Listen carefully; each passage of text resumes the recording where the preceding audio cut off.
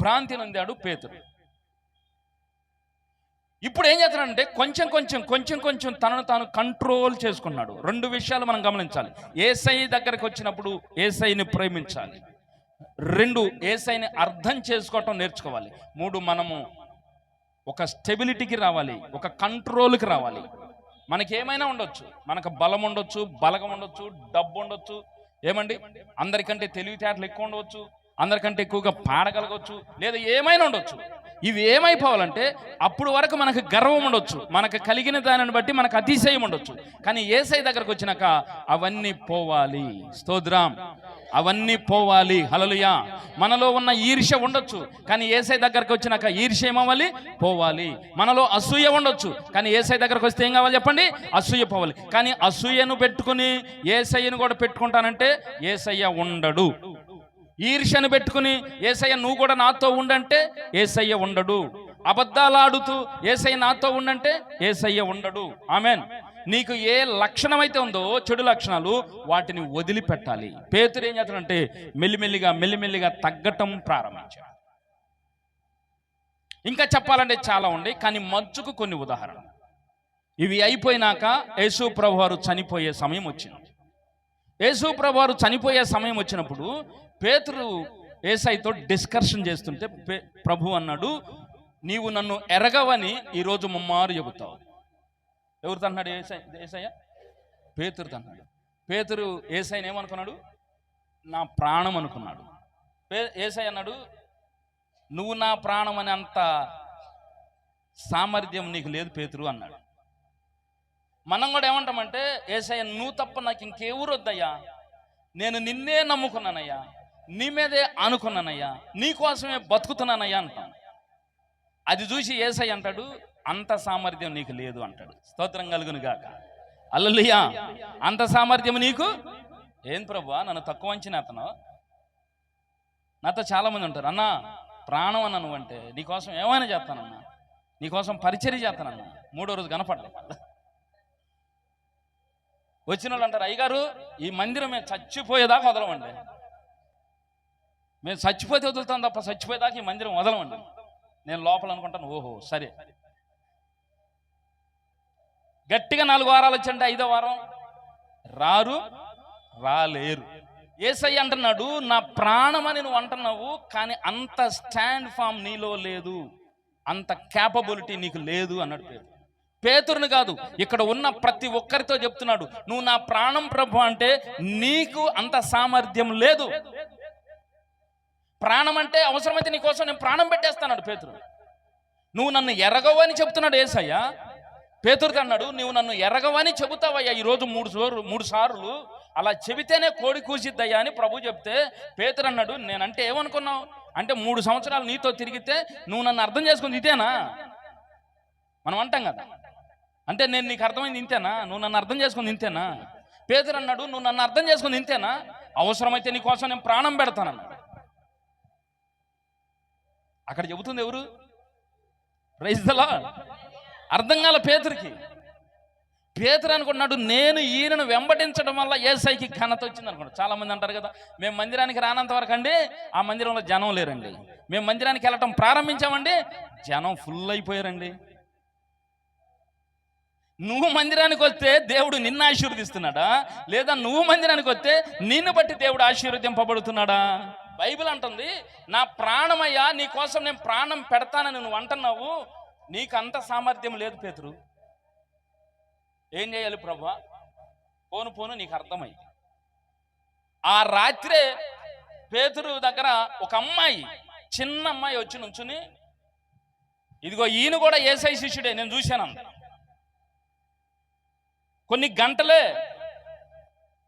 కొన్ని గంటల క్రితం పేతురు యేసయ్యతో చెప్పాడు, నువ్వు నా ప్రాణమయ్యా, అవసరమైతే నా ప్రాణం ఇస్తా కానీ నిన్ను ఎరగను అన్న మాట నా నోట రాదన్న. ప్రభు అన్నాడు, ఓకే అన్నాడు. ఆమె పేతురు చెప్పి కొన్ని గంటల వ్యవధిలో, ఒక 3-4 గంటల్లోనే ఒక అమ్మాయి వచ్చి నిలబడి, చిన్న పిల్ల, 10-11 సంవత్సరాల పిల్ల వచ్చి నిలబడి, ఇదిగో ఈయన కూడా యేసయ్య శిష్యుడే, నేను చూశాను అన్న. పేతురు అన్నాడు, ఎంత 50 సంవత్సరాల పెద్ద ఆయన. ఆయన అన్నాడు, ఏం మాట్లాడుతున్నావు? నువ్వేం మాట్లాడుతున్నావు నాకు అర్థం కావట్లా, అసలు ఆయన ఎవరు నేనెవరిని, ఆయనకి నాకు సంబంధం లేదనేశ్వరి, ఆయనకి నాకు సంబంధం లేదని.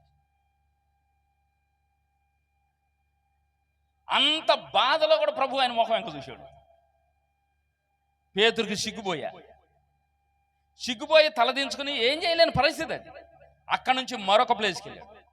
మరొక ప్లేస్కి వెళ్తే మరొకరు అంటున్నారు, ఈయన యేసు శిష్యుడే, నేను చూశాను, ఈయన అగ్రగణ్యుడు అని చెప్తున్నాడు. మళ్ళీ పేతురు అన్న నువ్వేం మాట్లాడుతున్నావు నాకు అర్థం కావట్లేదండి, ఎందుకు అట్లా మాట్లాడుతున్నారు మీరు, కాస్త సైలెంట్గా ఉండండి. లోపల భయం తన్నుకొస్తుంది పేతురికి. ఆమె అందుకన్నాడు, నా ప్రాణమైన పెడతానంటే నీకంత ఈజీ అయిన పని కానే కాదు. నీ విశ్వాసాన్ని ఆధారం చేసుకుని నువ్వు ఒకవేళ ఈరోజు అనుకుంటున్నావేమో, నేను ఏమైనా యేసయ్య కొరకు చేయగలుగుతా, నేను యేసయ్య కొరకు బ్రతుకుతా, యేసయ్య కొరకు ప్రాణం పెడతా అని నువ్వు అనుకుంటున్నావేమో, అది నీ స్వాధీనంలో ఉండదు. ఆ సామర్థ్యం నీకు ఉండదని తెలుసుకోవాలి. Praise the lord. మరి ఎట్లా వచ్చిందండి అంటే అక్కడ ఆన్సర్ చెప్తున్నాడు, పరిశుద్ధాత్మ. అపోస్తల కార్యములు 1వ అధ్యాయం 8వ వచనం. అయినను పరిశుద్ధాత్మ మీ మీదికి వచ్చినప్పుడు మీరు శక్తి నొందెదరు. ఆగండి. ఎట్లాగండి? పేతురు అన్నాడు, ప్రభువా నువ్వంటే నిజంగా నాకు ప్రాణమయ్యా, నేను అబద్ధం ఆడతలేదు, నా హృదయం నీకు తెలుసు, నేను ప్రాణము అని చెప్తున్నావు కదా, నువ్వు ప్రాణం ఇచ్చేంత సామర్థ్యం నీకు ఉండదు. నా కోసం అసలు ఒక స్టాండ్గా నువ్వు నిలబడలేవు. కానీ నేను నిన్ను నిలబెట్టాలనుకుంటే నీకు కావలసింది ఏంటంటే పరిశుద్ధాత్మ అభిషేకం. ఆమేన్. యేసు ప్రభు సిలువ వేయబడేటప్పుడు చెప్పాడు, ఆయన ఎవరో నాకు తెలియదని పేతురు. అక్కడి నుంచి వేరైపోయాడు, వెళ్ళిపోయాడు. యేసయ్య ముందుకు రావడానికి సిగ్గుపడుతున్నాడు, భయపడుతున్నాడు. ఎందుకంటే ముందే యేసయ్య చెప్పాడు, నువ్వు నన్ను ఎరగవని చెబుతావని. అప్పుడైనా ప్రభువుని బతిలాడుకుంటే బాగుండేది అనిపిస్తుంది ఇప్పుడు పేతురికి. అప్పుడేమనిపించిందరే, ఏంది నేనంటే ఏమనుకున్నావు అన్న ఒక గర్వం ఉంది పేతురులో, ఒక అతిశయం ఉంది పేతురులో. కానీ ఆ తప్పు జరిగినాక ఇప్పుడు యేసయ్య దగ్గరికి రావాలంటే సిగ్గుపడుతున్నాడు. నువ్వు అనుకుంటావు, నేను ఏ తప్పు చేయను, నేను ఏ పాపము చేయను, నేను ఏ దోషము చేయను, నేను దేవుని కొరకు కరెక్ట్గా నిలబడతా, నేను మాట ఇచ్చానంటే మాటే కరెక్ట్గా నిలబడతానని నీకు అనిపిస్తుంది. కానీ ప్రభు అన్నాడు, నువ్వు నిలబడాలంటే అది నీ సొంత సామర్థ్యం వల్ల కాదు కాదు కాదు. నేను నీకు శక్తినిస్తేనే తప్ప నువ్వు నిలబడలేవంటున్నాడు. నేను నీకు అధికారం ఇస్తేనే తప్ప నువ్వు నిలబడలేవన్నాడు. నేను నీకు జయం ఇస్తేనే తప్ప నువ్వు విజయం పొందలేవన్నాడు. అప్పుడు ఆ విజయం రావాలంటే పరిశుద్ధాత్మ శక్తి నీకు అవసరం. ఆ మెలిక పేతురికి అర్థం కావాలి. నేను మీకు క్లియర్గా చెప్తున్నా, చాలా విషయాలు చెప్తున్నా. పేతురును యేసయ్య తన దగ్గరకు పిలిచినప్పుడు పేతురు కేవలము పామరుడు, చదువుకోలేదు, దేవుని గురించిన జ్ఞానము లేదు. అంటే ఇహలోక జ్ఞానము లేదు, దైవిక సంబంధమైన జ్ఞానము లేదు. కానీ యేసయ్య పిలిచాడన్న, అంటే దైవజనుడు పిలిచాడన్న ఒకే ఒక కారణంతో పేతురు యేసయ్యని వెంబడించడం ప్రారంభించాడు. ఆ డే 1 నుంచి యేసు ప్రభుని స్టడీ చేయటం ప్రారంభించాడు పేతురు. మరి నువ్వు యేసయ్యని స్టడీ చేస్తున్నావో లేదో ఒక్కసారి ఆలోచించి. నువ్వు యేసయ్యని స్టడీ చేయకుండా నువ్వు ప్రార్థనకు వచ్చి వెళ్ళి ఉపయోగం లేదు. నువ్వు యేసయ్యని స్టడీ చేయకుండా నువ్వు పాటలు పాడి ఉపయోగం ఉండదు. నువ్వు యేసయ్యని స్టడీ చేయకుండా వాక్యం చెబితే ఉపయోగం లేదు. నీ అనుదిన జీవన విధానంలో ప్రతి విషయంలో యేసయ్య యొక్క స్టాండ్ ఫామ్ ఏమిటో నీకు కొట్టొచ్చినట్టు క్లియర్గా అర్థం కావాలి. కొట్టొచ్చినట్టు అర్థం కావాలి. అది ఈరోజు దేవుడు చెప్తున్న సబ్జెక్ట్. యేసయ్యను నమ్ముకుంటే నీకేమి లాభం వచ్చింది? నిన్ను ఒక పరిపూర్ణమైన వ్యక్తిగా, దైవ సంబంధమైన వ్యక్తిగా మార్చేస్తాడు. స్తోత్రం. దైవ సంబంధమైన వ్యక్తిగా మార్చేస్తాడు. నువ్వు ఇప్పుడు కేవలం మానవుడు మాత్రం. పేతురు అనుకున్నాడు, నా సామర్థ్యం సరిపోద్ది, నా వయసు సరిపోద్ది, నేను తీసుకున్న స్టాండ్ నా నుండి ఎవరు తీసేయలేరు, నా మాటను ఎవరు కాదనలేరు, కొట్టేయలేరు అనుకున్నాడు పేతురు. నువ్వు భక్తి చేయాలంటే ఖచ్చితంగా నా మీద డిపెండ్ అవ్వాల్సిందే. ప్రభు చెప్తున్నాడు. ఆమేన్. నువ్వు ఆత్మీయంగా బలపడాలంటే ఖచ్చితంగా నా మీద డిపెండ్ అవ్వాల్సిందే. నువ్వు ఈ లోకంలో నాకు సాక్షిగా నిలబడాలంటే నా మీద నువ్వు డిపెండ్ అవ్వాల్సిందే. నీ స్వతహాగా నువ్వు ఏమీ చేయలేవు. You are nothing. That is Jesus philosophy. నువ్వు ఏదో తెచ్చిస్తే దేవుడు సంబరపడిపోడు. పూలు తెస్తే దేవుడు సంబరపడిపోడు, బంగారం తెస్తే దేవుడు సంబరపడిపోడు, వెంట్రుకలు ఇస్తే దేవుడు సంబరపడిపోడు, లేదా నువ్వు వచ్చి బలంగా పాడితే దేవుడు సంబరపడిపోడు. లేదా నీ కానుకలు, నీ దశమ భాగాలు, నీ హాస్పిటాలిటీ, నువ్వు సేవకులు చూసే విధానము, వీటన్నిటిని చూసి దేవుడు సంబరపడిపోడు. ఆయాటికి మార్కులు ఉంటాయి, ఆ లెక్క వేరు. నువ్వు దేవుని కొరకు ఖచ్చితంగా ప్రాణము పెట్టేంత స్థాయినికి రావాలంటే you have to depend on Holy Spirit anointing power. That's all. Praise the lord. అది పేతురుకి చెప్పాడు. పేతురు అర్థం చేసుకోలేక. ఈరోజు నీ మాట నీకెందుకు చెప్తున్నానంటే, ఒకవేళ నీ అంతరంగంలో ఈ ప్రగల్భాలు ఉన్నాయేమో, నేను యేసయ్య కొరకు పరిశుద్ధంగా ఉంటున్నా, నేను యేసయ్య కొరకు నమ్మకంగా బతుకుతున్నా, యేసయ్య కొరకు ఖచ్చితత్వం కలిగి ఉన్నా, యేసయ్య కొరకు నేను బ్రతుకుతున్నా, నేను ఒక్కదాన్నే బతుకుతున్నా, నేను ఒక్కడనే బతుకుతున్నా, ఇలాంటి లక్షణాలు, ఆలోచనలు నీకున్నవేమో, నీ హృదయ పరిస్థితి ఎరిగి ఉన్నాడు గనక దేవుడు అన్నాడు, నీ మట్టుకు నువ్వు దేవుని కొరకు నిలబడలేవు. యేసయ్య దగ్గరకు వచ్చిన వాళ్ళు చాలా మంది అందరు వెళ్ళిపోయారు. 70 మంది వచ్చారు, నేను మీకు శిష్యులుగా ఉంటానని ప్రభు దగ్గరకు వచ్చారు, కానీ 70 మంది నిలబడలేదు. దేవుడు ఎవరి మీద దృష్టి పెడతారో వాళ్ళని స్టాండ్ చేస్తాడు. ఆమేన్. దేవుని దృష్టి ఎవరి మీద పడుతుందో వాళ్ళు ఆత్మీయంగా బలవంతులుగా ఉంటారు. హల్లెలూయా. అంతకు మించి మరొక మాట లేనే లేదు. కాబట్టి యేసయ్య నమ్ముకుంటే ఏమొచ్చింది? ఆయన నీలో దైవత్వాన్ని నింపుతాడు. ఆ దైవత్వం నీలోకి రావాలంటే నీ ఇష్టం, నీ ఆలోచనలు, నీ సొంత ప్రవర్తన పనికి రాదు. అది పనికొచ్చింది అనుకున్నాడు 3 సంవత్సరాలు. మిగిలిన శిష్యులందరూ నాకంటే చిన్నోళ్ళు, నేను యేసయ్య కంటే వయసులో పెద్దోడిని, కాబట్టి నన్ను ఎక్కడ ప్రార్థనకి, పర్సనల్ ప్రార్థనకి వెళ్తున్నా యేసయ్య నన్ను వెంపడ తీసుకెళ్తున్నాడు. అంతే కదా. కొండ మీద ప్రార్థనకి వెళ్తే పేతురు దా, ఎవరింట్లో అన్నా ప్రార్థన చేయగలిగితే పేతురు దా, రే మీరందరూ ఏమన్నాడు రా, శిష్యులందరూ ఏమన్నాడు, మీరందరూ బయట ఉండండి, నేను పేతురు వెళ్ళి, లేదా మర్యాదస్తుడు కనుక నేను పేతురు అని వెళ్ళి ప్రార్థన చేసి వస్తాం, కాసేపు మాట్లాడి వస్తాం. అంటే ఏంటి? పేతురు యొక్క కేటగిరీ ఏం చెప్పండి యేసయ్య దగ్గర? Personal assistant. Personal assistant. Yesayya call షీట్లు కావాలంటే పేతురు దగ్గరకు వచ్చేవాడు. అంత క్రెడిబుల్, అంత ప్రివిలేజ్ ఇచ్చాడు దేవుడు, అంత ఆధిక్యతనిచ్చాడు దేవుడు. అది చూసుకుని అనుకున్నాడు, నేను ఏమైనా చేయగలుగుతాను. ఒకవేళ నీకు అలాంటి లక్షణం ఉంటే ఈరోజు అది తప్పు అంటున్నాను దేవుని వాక్యం. నువ్వు దేవుని కొరకు నిలబడాలంటే నువ్వు ఖచ్చితంగా దేవుని మీద డిపెండ్ అవ్వాలి. నేను రోజు గంట ప్రార్థన చేస్తానని నువ్వు గర్వంగా 4 చోట్ల ఎక్కడైనా చెప్పండి, ఆ మరుసటి రోజు ట్రై చేయండి, ప్రార్థన నడిపింపు వస్తే అప్పుడు నన్ను అడగండి. ఆమేన్. నేను వాక్యం చదువుతాను అని నువ్వు చెప్పు, ఎడైనా గర్వంగా చెప్పు, మామూలు చెప్పడం వేరు. నువ్వు గర్వంగా చెప్పి నేను వాక్యం చదవటం గొప్ప, నేనే చదువుతానన్న ఉద్దేశంతో నువ్వు చెప్పు, మరుసటి దినం నువ్వు వాక్యం చదివితే నన్ను వచ్చాడు. కారణం ఏంటి చెప్పనా? నిన్ను ఆత్మీయ జీవితంలో పడగొట్టడానికి నీ శత్రువు నీ పక్కనే నుంచున్నా. పేతురును ఆత్మీయ జీవితంలో పడగొట్టడానికి, యేసయ్య దగ్గర నుండి తీసేయడానికి, అలాంటి భావాలు గుప్పించడానికి అపవాది పేతురు పక్కనే ఉన్నాడు. ఇస్కారియోతు యూదా పక్కనే ఉన్నాడు, పేతురు పక్కనే ఉన్నాడు అపవాది. ఇస్కారియోతు యూదా డబ్బుకు దొరికాడు, పేతురు ప్రాణానికి దొరికాడు. ఈ స్థితి వచ్చిందని ప్రభువుకి ఎప్పుడో తెలుసు. తెలిసి అన్ని విధాలా చెప్పుకుంటూ వాళ్ళ మైండ్ రిఫ్రెష్ చేస్తూ, ప్రిపేర్ చేస్తూ, దేన్నైనా తీసుకోగలిగిన సామర్థ్యం వీళ్ళు పెట్టాలని చెప్పి అనేక రకాలుగా బోధ చేస్తే దానిని విననివ్వలేదు అపవాది. కనుక దాన్ని ఏమంటారంటే, అది స్వతహాగా స్వభావం, తన అతిశయం, తనలో ఉన్నటువంటి ఒక రకమైనటువంటి ఫీలింగ్. దాని యొక్క ఆ భావంతో నేను నిలబడతానన్నాడు పేతురు. అన్ని హృదయ మర్మములు ఎరిగిన దేవుడు, సమస్తమును ఎరిగిన దేవుడు గనక ఆయన అన్నాడు, అది నీ వల్ల కాదు. మన విశ్వాసం పెరగాలండి, ముగించుకుందాం. మన విశ్వాసం అభివృద్ధి అవ్వాలండి, మనం విశ్వాసంలో డెవలప్ అవ్వాలండి. చాలా మంది మందిరానికి వచ్చే వాళ్ళకి అసలు విశ్వాసంతో పనే లేకుండా పోయింది, దేవునితో నిబంధన అనేదే లేకుండా పోయింది. దేవునికి ఒక నిబంధన చేయాలి, దేవునికి ఒక కట్టుబడాలి, దేవుని సిద్ధాంతంలోనికి రావాలి, దేవుని విధానంలోనికి రావాలి అన్న లక్షణాలు లేవు. ఎందుకు మందిరానికి వెళ్తున్నారో కొంతమందికి తెలియట్లేదండి, ఎందుకు వెళ్ళాలో కూడా తెలియట్లేదు. అంటే మనుషుల్లో ప్రార్థనకి వెళ్ళే వాళ్ళు ఎన్ని తరగతులో చూడండి. పేతురుది టాప్ మోస్ట్ పొజిషన్ అయితే, వినండి నా మాట, ముగించుకుందాం. పేతురుది టాప్ మోస్ట్ పొజిషన్, యేసు ప్రభువుకే పర్సనల్ అసిస్టెంట్. అలాంటి ఆయననే ప్రభు అన్నాడు, నీవు తీసుకున్న నిర్ణయంలో నీ అంతటా నీవు నిలబడలేవు.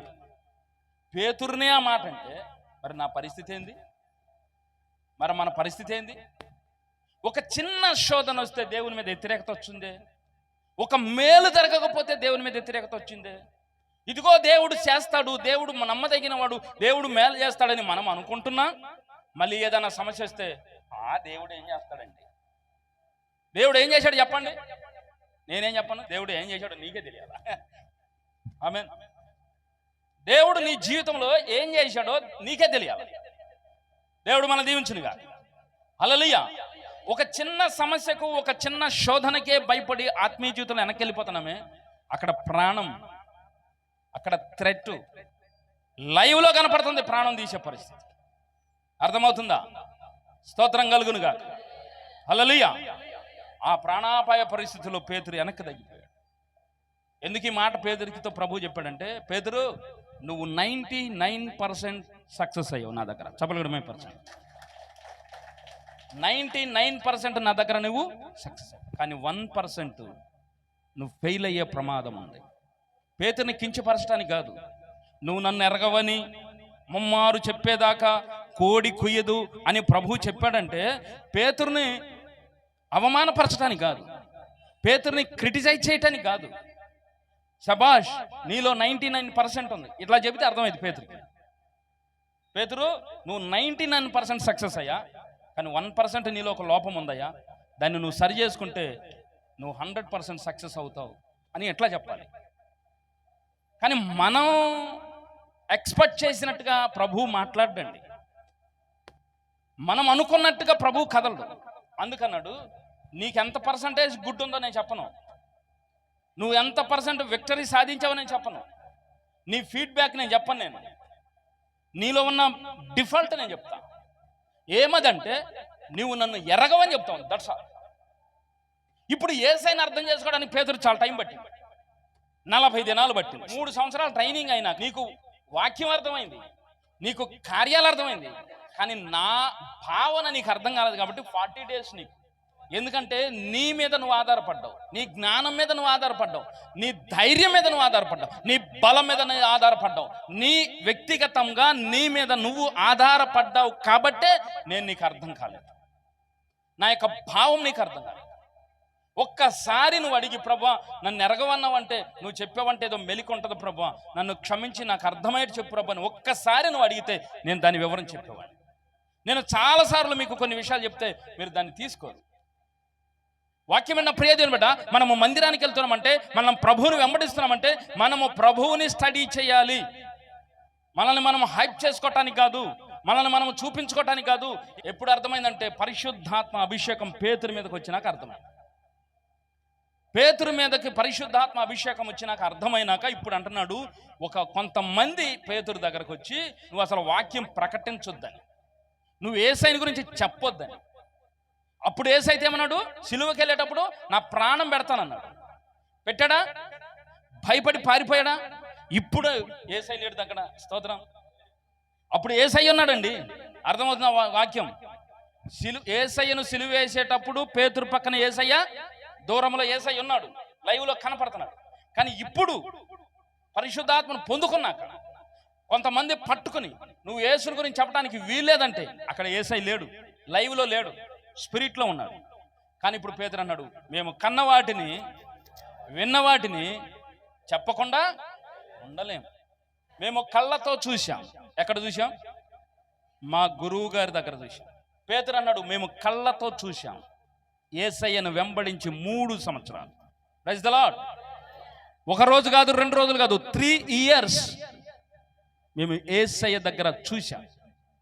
కళ్ళతో చూసినవి, చెవులతో విన్నాం, ప్రత్యక్షంగా విన్నాను నేను. వాటిని చెప్పకుండా నేను ఉండాలి. ఆమేన్. మనోళ్ళు ఏమన్నారు? మత స్వేచ్ఛ, రాజ్యాంగం ఇచ్చిన హక్కు. ఎన్నో ఆర్టికల్ చెబుతున్నారు. రాజ్యాంగం ఇచ్చిన హక్కు కాదు, గుర్తుపెట్టుకోండి. రాజ్యాంగము భారతదేశంలో ఇచ్చిన హక్కు. రాజులున్న ప్రాంతంలో సువార్త ప్రకటించబడుతుంది. రాజులున్న ప్రాంతంలో హేరోదు మహారాజు క్రూరుడై పరిపాలిస్తున్న రాజ్యములో దేవుని సువార్త ప్రకటించారు అపోస్తలు. ప్రపంచ దేశాలలో సువార్త ప్రకటిస్తుంది. ఏ రాజ్యాంగం ఇచ్చిన హక్కు? భారత రాజ్యాంగం ఇచ్చింది అన్నారు, ఓకే. ఏ రాజ్యాంగంలో రాయబడి మాకు ఇది స్వేచ్ఛ అని ఎవరు చెప్తున్నారు? కొన్ని రాజ్యాంగాల్లో లేదు. బాబాసాహెబ్ అంబేద్కర్ అన్నీ చూశాడు కాబట్టి ఇది అవసరమని పొందుపరిచాడు. దాన్ని బట్టి మనం గర్వపడాలి, ఓకే. కానీ అది అవకాశం ఇచ్చింది కాబట్టి నేను ప్రకటిస్తున్నానన్న మాట శుద్ధ తప్పు. ఎందుకు ప్రకటిస్తున్నావు? నా యేసయ్య చెప్పాడు. చపలుడు మైపరచండి. ఎందుకు సువార్త ప్రకటిస్తున్నావు? నా యేసయ్య చెప్పాడు. ఆమేన్. నేను కళ్ళతో చూసినవి, నేను చెవులతో విన్నవి నేను చెప్పకుండా ఉండలేను. అయితే చంపేస్తాను. నువ్వు అలా చెబితే మేమేం చేస్తాం చెప్పండి? చంపేస్తాను. పేతురు అన్నాడు, మీరేమని చేసుకోండి, స్తోత్రం చెప్పు, హల్లెలూయా. ఒకప్పుడేం పారిపోయాడు, ఇప్పుడు అన్నాడు మీరేమైనా చేసుకోండి, చచ్చిపోవడానికి రెడీ. యేసయ్యని నమ్ముకుంటే ఏం చేస్తాడు దేవుడు? దైవత్వంలో సంపూర్ణతనిస్తాడు. ఇప్పుడు యేసయ్యలోకి వచ్చినాక నీకేమిస్తానన్నాడు దేవుడు? దైవత్వంలో నీకు సంపూర్ణత. ప్రతి వానిని క్రీస్తులో సంపూర్ణిగా చేస్తా. ఆమేన్. క్రీస్తులో సంపూర్ణ అంటే క్రీస్తు అంటే దైవమే. క్రీస్తు అంటే ఏం చెప్పండి? దైవములో సంపూర్ణుడిగా చేస్తాడు. మన కొలెస్ట్రాలు ఎగస్ట్రాలు మొత్తం కట్ చేసి మనకు అర్థమయ్యేటట్టు చేసి వాటన్నిటిని నివారించి మనకి సరైన దీన హృదయము, మెత్తని హృదయము, లోబడే హృదయము, యేసయ్య మాటకు కట్టుబడే హృదయము మనకిస్తాడు. దేవుడు మన దీవించును కాక. ఒకప్పుడు నేను లోబడేవాడిని కాదు. ఒకప్పుడు దేవుడు మాట్లాడుతున్న దేవుని స్వరం వినేవాడిని కాదు. దేవుని మాట విని నా ఇష్టానుసారంగా చేసేవాడిని. దేవుడు ఏం చేశాడంటే చూసి చూసి చూసి 4 గోడలు బంధించేసాడు. 4 గోడల మధ్య బంధించేసాడు. కిటికీ లేదు, వెంటిలేటర్ కూడా లేదు, అసలు గాలి కూడా ఆడలేదు. అన్ని సమస్యలు వచ్చినాయి. నిజంగా వెంటిలేటర్ అనుకునేది. అన్ని సమస్యలు పెట్టాడు. ఆ సమస్యలో ఉక్కిరి బిక్కిరి అయిపోయి రోజుకు ఒక రకంగా మారి ఇప్పుడు యేసయ్య పాదాల మీద సాష్టాంగపడి అన్నీ అయిపోయి అన్ని దెబ్బలు తిన్నాక ఇప్పుడు చెబుతాయా, నా బుద్ధిహీన చర్యను బట్టి నేను కేవలము పశుప్రాయుడను, తప్పిపోయిన కుమారుడను, నన్ను క్షమించి నన్నే మళ్ళీ కనికరించి నీ బిడ్డగా బతికించయ్యా అని ఒక్క ఛాన్స్ ఈ ప్రభు అని దేవుని పాదాలు పట్టుకుంటే ఆయన వెలుగు నా మీద ఉదయించింది. స్తోత్రం. ఆ వెలుగు వల్ల దేవుడు నన్ను సేవకుడిగా చేశాడు. నాలో ఏమీ లేదండి, నాలో ఏ మంచితనం లేదు, నాలో ఏ క్వాలిఫికేషన్ లేదు, నేను బాగా చదువుకున్న వాడిని కాదు, నేను దేవునికి అనుకూలమైన వ్యక్తిని కూడా కాదు. కానీ ఆయనను ఎప్పుడైతే తెలుసుకుని ఆయన వైపు తిరిగి బతిమలాడుకున్నానో, బతిమలాడుకునేటట్టు ఆయనే చేశాడు. ఆయన దయ వల్ల ఆయన వెలుగు నా మీదకి వచ్చింది. ఆ వెలుగే ఈరోజు నా సేవకునిగా నిలబెట్టింది. ఆమేన్. సేవ చేస్తున్న నేను రోజు పరివర్తన చెందుతున్నా. స్తోత్రం. రోజు పరిణామం చెందుతున్నా. హల్లెలూయా. రోజు దేవుని స్టడీ చేస్తున్నా. హల్లెలూయా. రోజుకొక రకంగా ప్రభువుతో నేను ఫాలో అవుతున్నా. ఆమేన్. ఆ ధన్యత ప్రభువు నాకు ఇచ్చాడు. ఆమేన్. అందులో భాగం ఎవరో తెలుసా? 1 దేవుడు, 2 మీ అందరు నా కోసం ప్రార్థన చేస్తున్నారే. అయ్యా మా సేవకుడిని కాపాడయ్యా, మా సేవకుడిని దీవించయ్యా, మా సేవకుడితో ఉండయ్యా, మా సేవకుడిని బలపరచయ్యని మీరు ప్రార్థన చేస్తున్నారే. ఈ ప్రార్థనలు నన్ను కాపాడు. 1 దేవుని ప్రణాళిక, 2 మీ అందరి ప్రార్థన సపోర్టు, నా కుటుంబ సభ్యుల ప్రార్థన. వీటి వల్ల నేను దేవునిలో నిలబడగలిగా. ఇప్పుడు నీతో చెప్తున్న పాయింట్ ఏంటంటే, 1 దేవుడు నీకు సపోర్ట్ అవ్వాలి, 2 దైవజనుని ప్రార్థన నీకు సపోర్ట్ అవ్వాలి, 3 సంఘం యొక్క ప్రార్థన సపోర్ట్ నీకు అవ్వాలి. రోగాల కోసం, వ్యాధుల కోసం, సమస్యల కోసం అవసరమే. ఇదే ప్రాధాన్యం చేసుకోమాకండి. నేను ఆత్మీయంగా నిలబడాలి ప్రభా, నీ కొరకు స్టాండ్గా నిలబడాలి ప్రభా, నీ కోసం నేను ఖచ్చితంగా నిలబడాలి ప్రభా, నాకు నీ సహాయం కావాలి ప్రభా. నువ్వు ఆత్మీయంగా కట్టబడాలని ఆశపడితే లేచి నిలబడండి, ప్రార్థన చేసుకున్నావు. దేవుడు మన దీవించును గాక.